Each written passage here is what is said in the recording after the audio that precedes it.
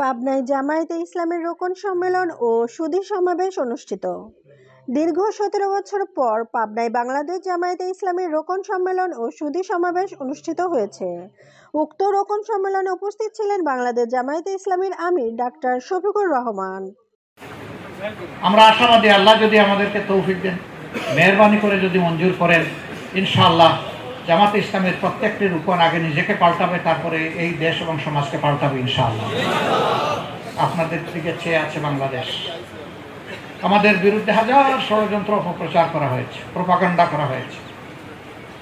এখন মিডিয়ার নিয়ামত থেকে আমরা দীর্ঘদিন বঞ্চিত ছিলাম। আমাদের ভাইদের আফসোস ছিল যে মানুষ, আমরাও তো সমাজের একটা বড় অংশকে প্রতিনিধিত্ব করি, তা আমাদের প্রতি বঞ্চনা কেন?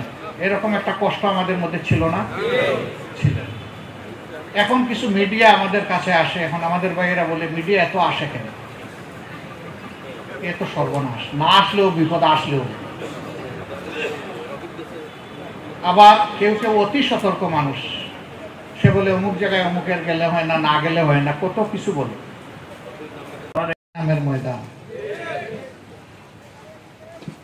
এই আন্দোলন ছিল জুলুম, বঞ্চনা এবং বৈষম্যের বিরুদ্ধে।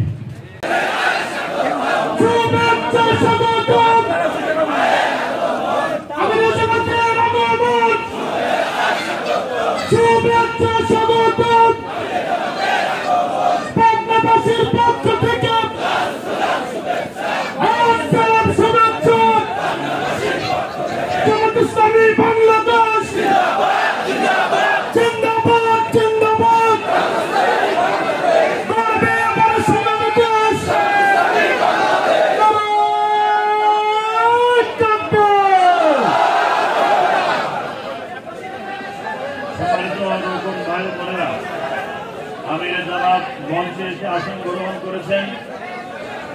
আমাদের প্রোগ্রামের শৃঙ্খলার স্বার্থে আপনারা নিজ নিজ আসন গ্রহণ করুন। স্বেচ্ছাসেবক ভাইরা যার যেখানে দায়িত্ব আছে দায়িত্ব পালন করুন।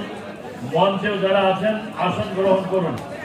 আপনাদেরকে আগেই বিনীতভাবে অনুরোধ করব, আমিরে জামাত একজন লক্ষ কোটি সমর্থক আজকে বাংলাদেশ জামাত ইসলামী।